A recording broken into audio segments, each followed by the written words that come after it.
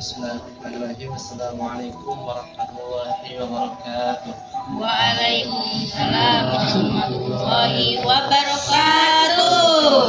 Rabbil alamin wassalatu wassalamu ala asrafil anbiya'i wal mursalin wa ala alihi wa sahbihi ajma'in. Amma ba'd. Pertama-tama marilah kita panjatkan puja dan puji syukur kita atas kehadirat Allah Subhanahu wa taala. Karena berkat rahmat dan nikmatnya kita bisa berkumpul di sini dalam keadaan sehat walafiat. Salawat dan salam marilah senantiasa tercurahkan kepada junjungan kita yakni Nabi Muhammad Sallallahu Alaihi Wasallam yang telah membawa kita dari zaman jahiliyah menuju zaman yang akan menerang masa ini. Nah, pada kesempatan kali ini saya akan membahas sebuah materi tentang kaidah bahasa atau al-qawaid al-lughawiyah. Nah, mungkin di antara kita ada yang sempat berpikir bahwasanya kenapa sih kita harus pelajari kaidah bahasa ini? Mungkinkah kita sudah cukup saja dalam membaca terjemahan Al-Quran? Nah, disinilah pentingnya materi al-qawaid al-lughawiyah atau kaidah bahasa ini. Nah, karena dalam memahami Al-Quran kita tidak hanya mengandalkan terjemahan Al-Quran dan hadis saja. Bahasa Arab memiliki banyak makna. Jika kita salah satu saja dalam membacanya atau dalam mengartikannya, kita mungkin bisa salah dalam menafsirkannya. Nah, kalau kita tidak memahami kaidah kebahasaan ini, bisa saja kita salah dalam memahami maksud ayat, bahkan bisa berpengaruh pada kesimpulan hukum yang kita ambil. Nah, oleh karena itu, kaidah kebahasaan ini merupakan salah satu ilmu yang paling penting di dalam usul fikih, khususnya dalam proses pengambilan hukum atau istinbat. Nah, pada materi ini kita akan mempelajari tentang bagaimana memahami makna lafaz, membedakan antara perintah dan pelarangan, serta mengetahui kapan suatu kata itu bermakna umum atau bermakna biasa. Dengan begitu diharapkan kita tidak hanya memahami teks agama secara literal saja, tetapi juga secara lebih mendalam dan tepat.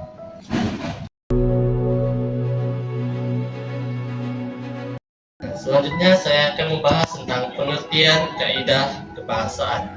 Nah, kaidah kebahasaan atau al-qawaid al-lughawiyah ini artinya aturan-aturan dalam bahasa Arab yang digunakan untuk memahami makna kata atau lafaz dalam Al-Quran dan hadis.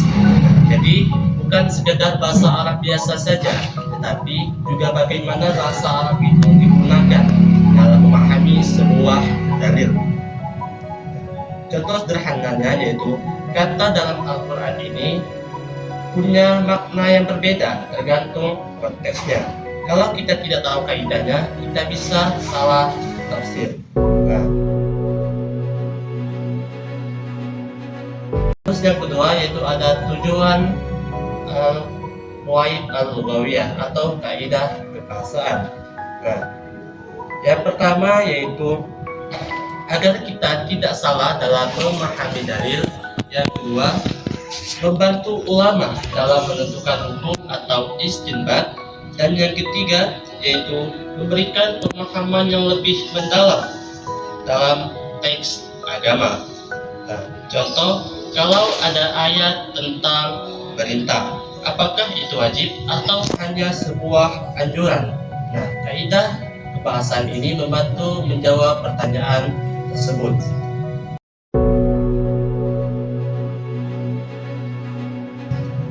Terus selanjutnya ada kedudukan dan manfaat kaidah kebahasaan atau al-qawaid al-lughawiyah. Nah, kaidah kebahasaan ini termasuk bagian dari usul fikih, dan di mana kaidah kebahasaan ini memiliki peran yang sangat penting. Yang pertama, membantu memahami makna lafaz atau kata. Kedua, memahami susunan kalimat. Dan yang ketiga, menghindari kesalahan dalam menafsirkan ayat. Terus selanjutnya yaitu manfaat dari kaidah kebahasaan. Yang pertama yaitu menjadi dasar bagi ulama dalam berijtihad. Yang kedua, memperdalam pemahaman agama. Dan yang ketiga, menghindari kesalahan dalam memahami hukum Islam. Contoh, kalau kita salah memahami satu ayat saja di dalam Al-Quran, bisa berakibat salah dalam menentukan hukum.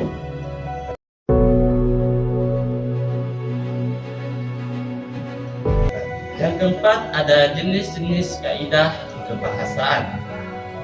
Yang pertama yaitu ada al-am atau umum. Maksudnya itu lafaz yang mencakup semua tanpa pengecualian. Contoh, setiap jiwa akan mati. Nah, maksudnya yaitu berlaku untuk semua orang tanpa terkecuali.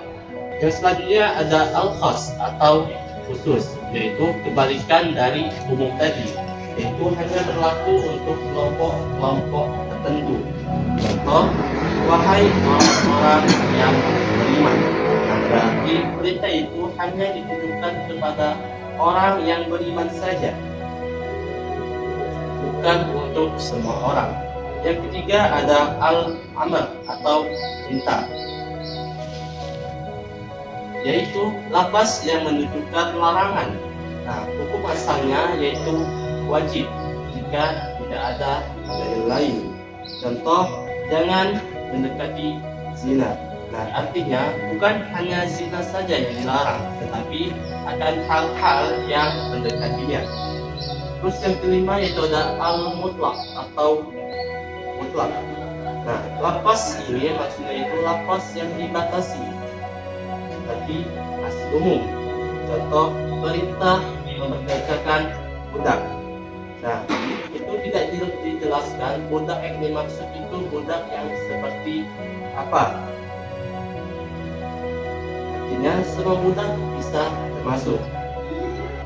Selanjutnya ada al-muqayyad atau terikat, yang artinya lafaz yang sudah dibatasi dengan syarat tertentu. Contoh, memerdekakan budak yang beriman. Berarti tidak semua budak, tapi hanya budak yang beriman saja. Selanjutnya ada al-haqiqah atau makna asli, yaitu kata digunakan sesuai makna aslinya.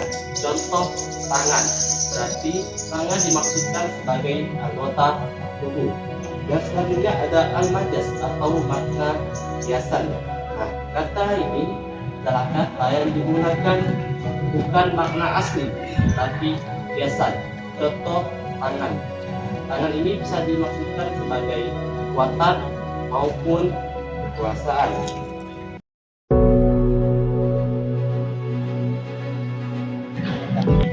Dari pembahasan saya tadi dapat disimpulkan bahwasanya dengan adanya kaidah ini kita dapat mengetahui makna suatu lafaz secara lebih tepat, dan apakah itu bersifat umum atau bersifat khusus, perintah atau larangan, serta apakah suatu kata digunakan dengan makna umum atau makna khusus. Nah, hal ini sangat penting agar kita tidak salah dalam memahami ajaran Islam, terutama dalam hal yang berkaitan dengan hukum. Nah, selain itu, kaidah kebahasaan juga membantu para ulama dalam melakukan ijtihad, sehingga hukum yang dihasilkan itu memiliki dasar yang kuat dan tidak sembarangan. Semoga dengan mempelajari materi kaidah kebahasaan atau al-qawaid al-lughawiyah ini, kita lebih berhati-hati dalam memahami dalil dan memotivasi diri kita untuk lebih mendalami ilmu-ilmu keislaman. Mungkin itu saja yang dapat saya sampaikan. Jika ada salah maupun kata, saya mohon maaf. Kepada Allah saya mohon ampun, dan kepada teman-teman saya ucapkan terima kasih. Saya akhiri. Wassalamualaikum warahmatullahi wabarakatuh. Waalaikumsalam warahmatullahi